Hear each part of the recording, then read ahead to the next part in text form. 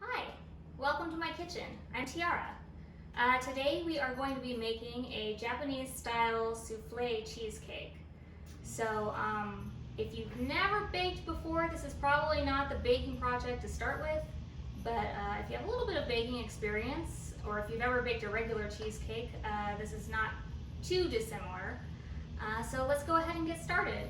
And in homage to Bob Ross, we'll now run through the ingredients across the screen. Okay, so here are our ingredients. We're going to start with 160 grams of cream cheese, which is about 6.5 ounces. We're going to do 20 grams of unsalted butter, which is about a tablespoon and a half. We'll do 4 eggs separated. We'll separate them a little bit later. 50 mLs of milk, which is 1/4 of a cup. 80 grams of sugar, which is about half a cup. 40 grams of cake flour, which is 1/4 cup plus 1 tablespoon. And if you don't have cake flour, that's okay, because I will tell you what to do to substitute for that. There's also 1/2 teaspoon of cream of tartar, 1 teaspoon of cornstarch, a pinch of salt, which is about 1/4 of a teaspoon, and then we're going to use about half of a lemon plus lemon zest. So if you're ready, let's get started. First, you need a medium-sized bowl, and what we're going to do is we are going to measure out our cream cheese and our butter. This butter was for production value only. I actually have a stick of partially used butter that I'm going to cut into. So we're going for about 1.5 tablespoons of butter, and that is 20 grams. The reason that I listed the grams and like the volumes that people in the United States use together when listing the ingredients is because when you're baking, it's a good idea to measure everything by weight or by volume. And the reason for that is that a cup of flour could be X amount of grams for one brand, or it could be a different amount for another brand. And there's also different things, such as the technique that you use to measure things out. For example, if you just scoop a cup of flour directly out of the bag, that could be slightly more or slightly less than if you spoon it in or if you pack it, etc. So that's why we want to measure everything by weight if you can, and if you can't, that's fine too, but we'll try our best, right? Okay. Now I've got the cream cheese, and a full bar of Philadelphia cream cheese, in the US anyways, is 8 ounces, and it'll tell you on one end how many ounces, or like it'll divide it up by 1 ounce.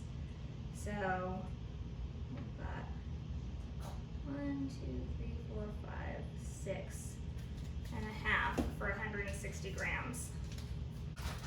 But like I said, I want to measure to make sure it's right. So I'm going to get my scale and we're going to measure it. Okay, I've got my digital scale, and it doesn't have to be super fancy if you're looking into buying a digital scale. I think this one was like 12 bucks online.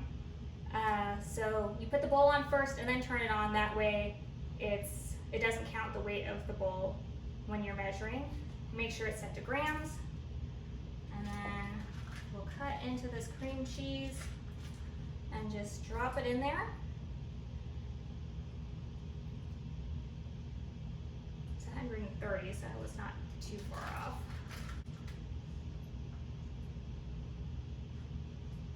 All right, 160 grams. Actually 161, but that's close enough to be okay. So now what I'm going to do is I'm going to wipe this extra cream cheese off on my apron because I did not bring a towel over here. And then I'm going to pop the cream cheese and the butter into the microwave for about a minute. And that's not to melt it, just to soften it. So let's do that, and then we'll move on to the next step. Okay, so we've warmed up our cream cheese and butter in the microwave. I would say, I said a minute, but I would say probably closer to 45 seconds, to be honest, especially because the cream cheese for me was already softened because I took it out earlier. So it doesn't need to be like completely melted. It just needs to be soft so that you can stir it together. And you don't want it too hot because we're going to be putting eggs into it pretty soon. So I'm just taking a whisk right now and I'm just whisking out all of the lumps.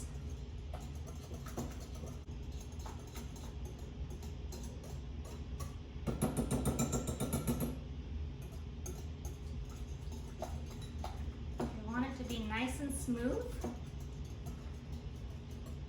because that creamy texture that we get in the cheesecake comes from the cream cheese, and if you have big lumps in there, it's not going to work as well. If you have a couple of like little bubbly lumps, what you can do is just take a spatula and smoosh it down. That's the technical term. And you'll see there were a few little lumps in there, and now just going through with the spatula has cleared most of those out. Now I am going to whisk in the milk.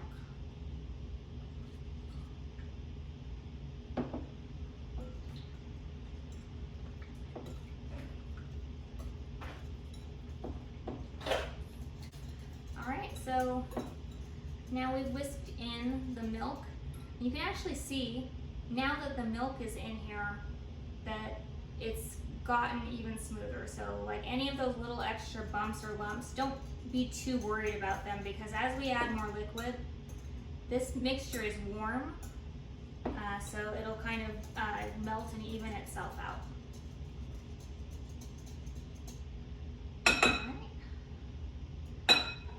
Now what we're going to do is I'm going to grab a cutting board. I'm just going to take this lemon and cut it in half because we only really need about half of the lemon. And I washed the lemon before we did this because you don't want like gross lemon stuff because we're going to be using the lemon zest. So I'm just going to really quickly zest the lemon. Be careful of your fingers, especially if you do have a nice sharp zester. Don't want to put any fingernails or fingers into the mixture. So it's just a little bit of lemon zest, and the reason that we use lemon zest is because it helps to brighten the flavor. It gives it a little bit of acidity, which works nicely with the taste of the cream cheese. Just drop that in there. Give it a quick stir. Then I'm going to juice this lemon. And just a little squeeze, not too much. So you can see it's about a teaspoon, I would say. Maybe less, but it doesn't have to be a lot. I'll just mix that in. All right, I'm gonna set this aside for a moment, and now we're gonna work on separating our eggs. So let me clean up this, and then we will separate the eggs. All right, separating eggs.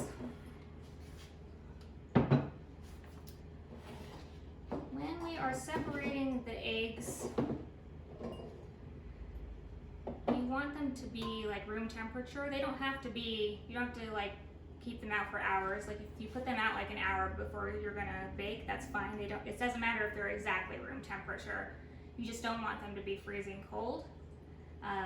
It works to whip the whites of the eggs up better, and that's what we're gonna be doing after we separate them in a minute. But first, we're gonna go ahead and separate the eggs.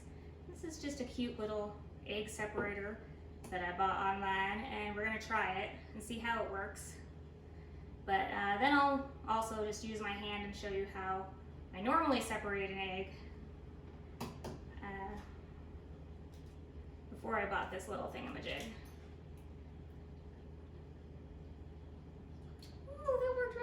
nicely. All right. So usually I separate eggs with my hands anyway, so I'm just gonna pull that down. There we go. And dump that in there. I'll set this here for a minute. And the way I usually separate an egg, there are a couple of ways that you can do it. I mean, if you're going to be really fancy, you can do the thing where you break the shell in half and you tilt the egg yolk back and forth until all the white falls out. But a really easy way is just to break it,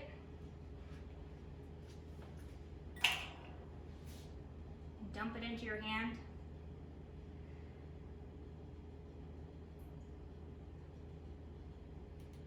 and then just let the egg white go through your fingers. And that mostly works. Sometimes it takes a little bit of a try because the egg whites will stick to the yolk. You just have to be really careful that you aren't getting any yolk into that egg white, because egg meringue is very finicky, and if there is even just a little bit of fat in there, it won't whip up. And we need it to whip up because that's what makes the cheesecake super fluffy. So we'll finish separating these eggs. Gosh, that's so cute. I can't.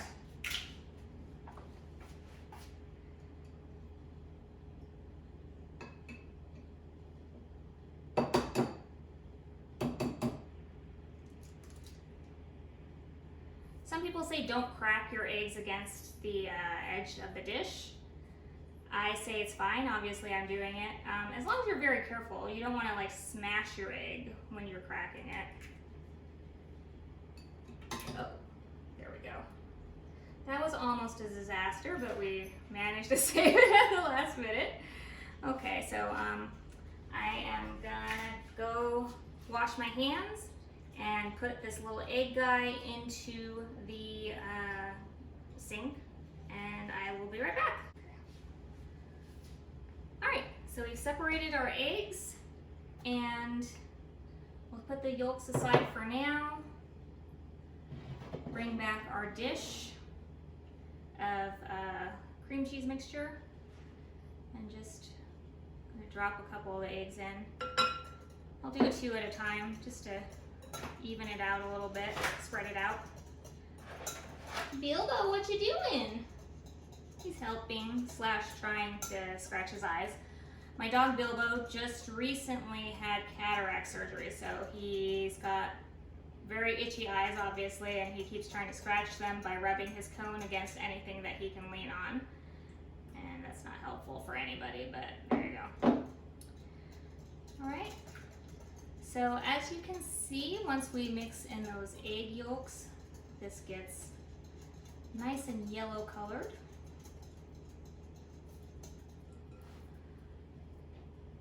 I'll add in my pinch of salt right now.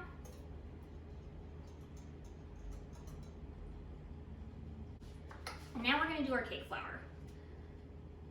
So I promised I would tell you what to do if we don't have cake flour on hand. Cake flour is pretty easy to buy.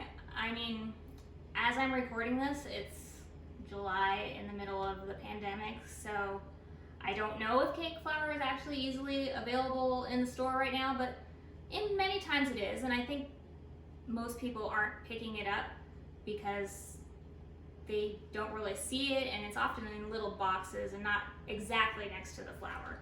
So if you don't have cake flour, what you can do is you can replace some of the regular flour with cornstarch. So you'll take 40 grams of flour, which is 1/4 cup plus 1 tablespoon. Now the way that you measure it out is for every cup of flour, you would take 2 tablespoons of flour out and replace it with cornstarch.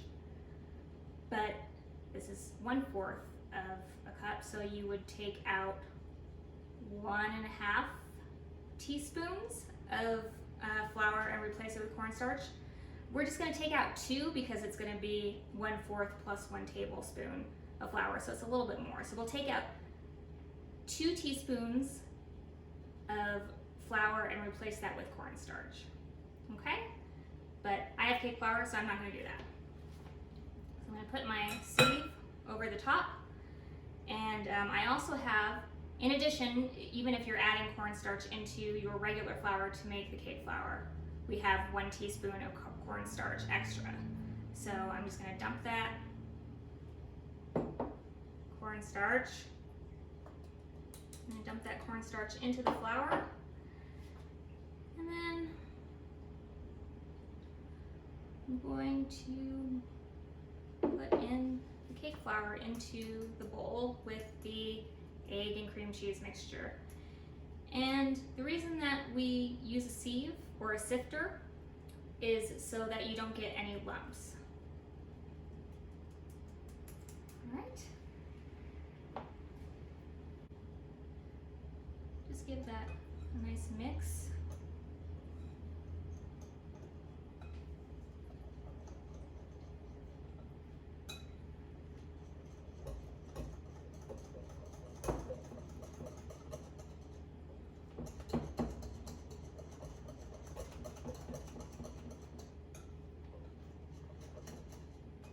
Until it's nice and smooth.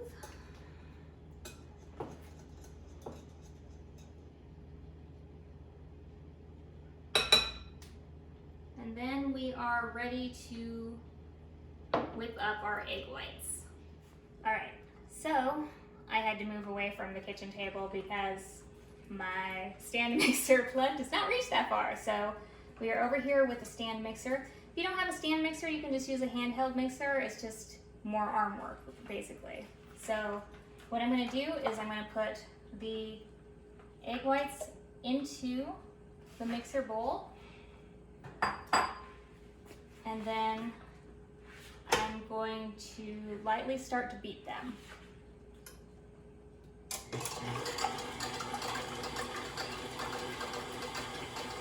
That's about half speed. Once you've started the mixer, you're going to add in the cream of tartar, which will stabilize the egg whites. And then after about a minute, we're going to turn the mixer up to high and start adding in the sugar, 1 spoonful at a time. Wait maybe 10 to 15 seconds between each spoon of sugar to give it time to incorporate with the eggs. After the sugar is incorporated, it can take anywhere from 5 to 10 minutes for the meringue to reach stiff peaks, which is what we're looking for. I'm just going to check these really quickly. Now it's not quite done yet, so we're going to keep mixing it. But you can see that the egg whites have started to get really shiny. So let's keep mixing that.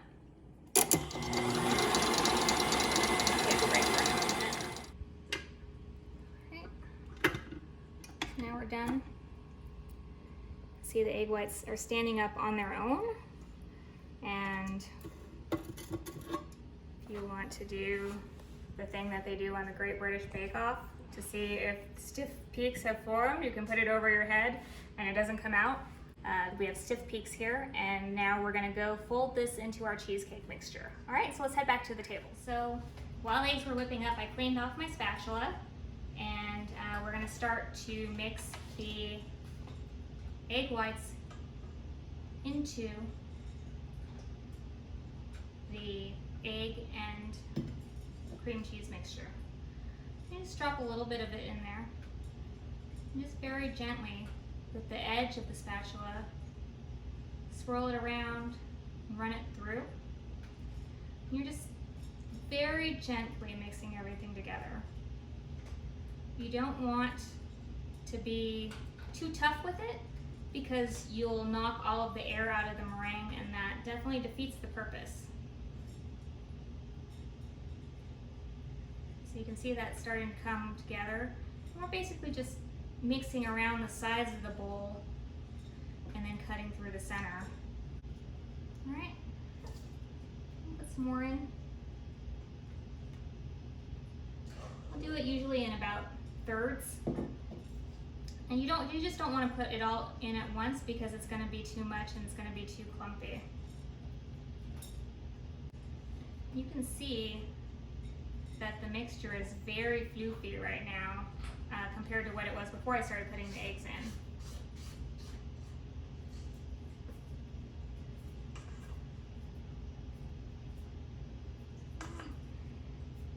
Let's get the last of those eggs out of here.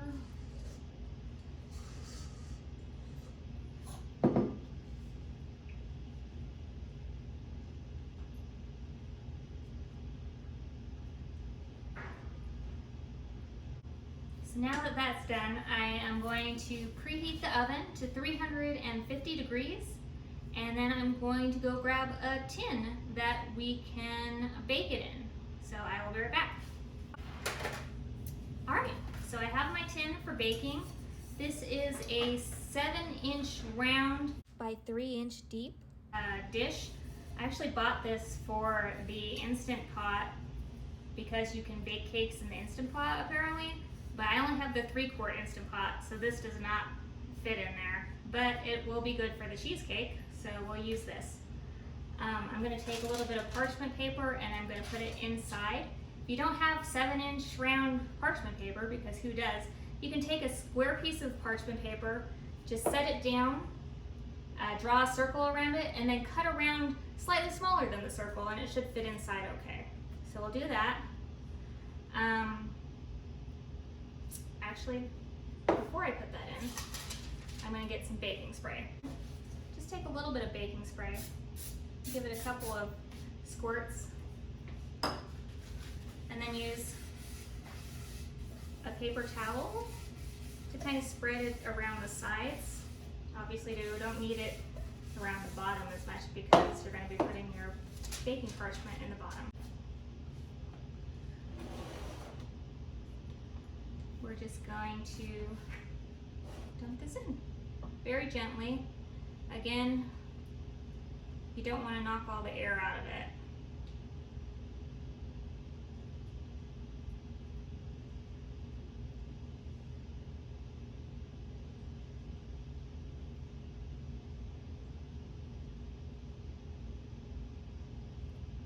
Just letting this all get in there.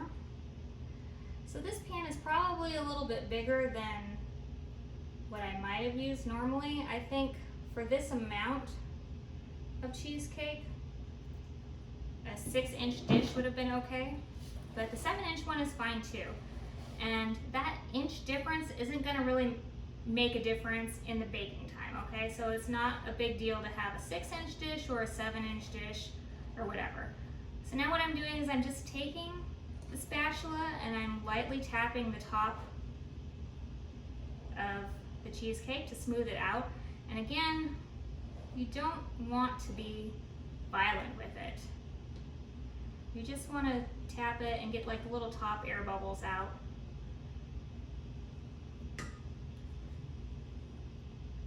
And there we go. And now we are almost ready to put it into the oven. We just need to do a couple more things. All right, so the other two things we need to bake this cheesecake are a deep pan, like maybe something that you would use for like a cake, like a square cake, and then hot water. Not gonna do the hot water yet, but what we're gonna do is we're just gonna put the cake or the cheesecake right into the center of this deep pan. And we're gonna do what's called a bain-marie or a water bath. Bain-marie, is that how it's pronounced? I don't know. So, but what we're gonna do is give it a water bath. And what that does is that keeps the temperature around the cheesecake even so that it doesn't get scrambled because of all the eggs. And it will also make it nice and fluffy and moist. So you don't want to put the water in and then walk over to the oven. So what I'm going to do is I'm going to take the water over to the oven, and then I'm going to take this over to the oven, and we'll go ahead and put everything in together. 3. All right, so now we're going to take the cheesecake and the pan, and we're going to put it into the oven, which we've preheated at 350 degrees. So this is the middle rack. I'm just going to pull this out really quick, pour in my water. It doesn't have to be a lot. It's probably about ½ inch. This just helps to keep the temperature regulated and the center of the cheesecake nice and moist. So we'll do that, and we'll set the kitchen timer for 20 minutes. All right, so after 20 minutes at 350 degrees, we're gonna turn the heat down to 300 and cook it for another 45 minutes. So we'll see you after that. All right, we're out of the oven. As you can see, top split a little bit on this, but that's okay. It's still gonna be good. It's got like a nice kind of toasty color on the top. And as I said, we cooked for about 20 minutes at 350 and then turned it down. I'm gonna keep these on because it's still hot. Now I'm gonna turn it out. It's immediately out of the oven, so it's still very, very warm. So you don't want to touch it. You want to be careful. All right, and since you greased it, should come out fairly easily. Just gonna peel carefully this parchment paper. You can see there's a little bit of jiggle to that. So now what I'm going to do is I'm going to take this plate, putting another piece of parchment paper down, but you don't have to do that. Hopefully the fan doesn't want it to. Okay, so now I'm going to just take this plate and carefully flip it back over. So as you can see, it's got a nice jiggle to it. And you just, at this point, you just need to let it cool. And I would say let it cool at room temperature for maybe about 20 minutes, and then you're gonna stick it in the fridge and let it rest and cool off for 3 to 4 hours before it's ready to eat. Now before I stick this in the fridge, I'm gonna talk about how to finish off the cheesecake. There are 2 things that you can do. One is after 3 or 4 hours, once it's cooled, you can take some powdered sugar and dust the top. The other thing, which I prefer, is while the cheesecake is still warm, to take some apricot jam and brush it over the top. So we're gonna do that right now.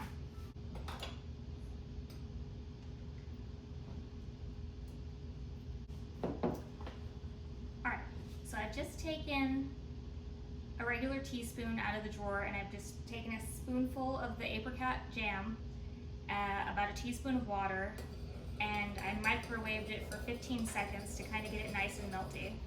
And then I'm just gonna make sure that it's nice and mixed together. And then take the basting brush and just very gently go over the top.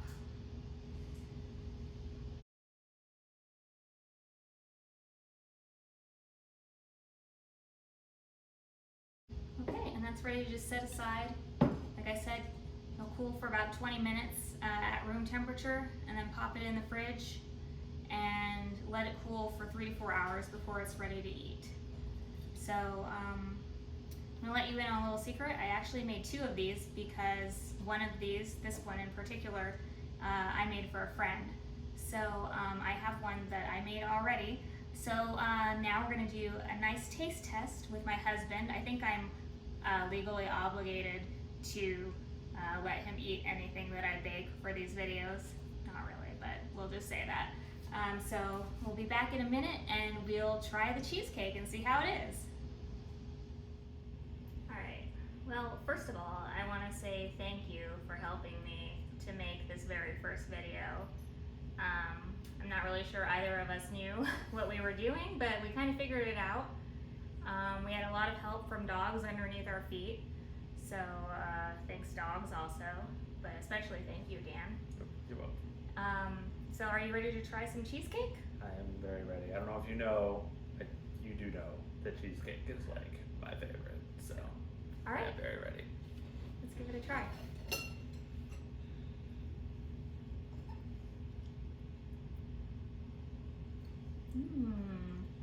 It's super fluffy and good. Very good. Yeah.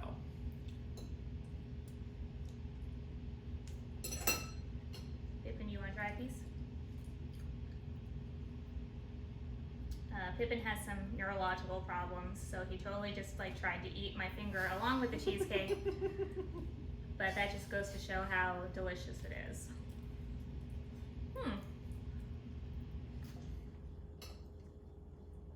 So, thank you so much for tuning in for my first video from my kitchen for There and Bake Again. Next week on July 24th at 4 p.m. Pacific or 7 p.m. Eastern, I'm going to be joining my friend Cyrus on Facebook Live. He's going to be hosting a Italian-themed cooking show. He'll be doing shows all week where he preps and cooks easy and affordable weeknight meals. And on Friday, when I join him, I'll be making a berry ricotta cake with lemon drizzle, and I'll show you how to make that. So I hope that you'll join us on Facebook Live. If you can't make it, I'm sad, but we'll be posting the video here as well, so stay tuned. Thank you so much. If you liked the video, or if you're my relative or one of my tens of friends, please subscribe, and we'll see you next time. Thanks. Goodbye.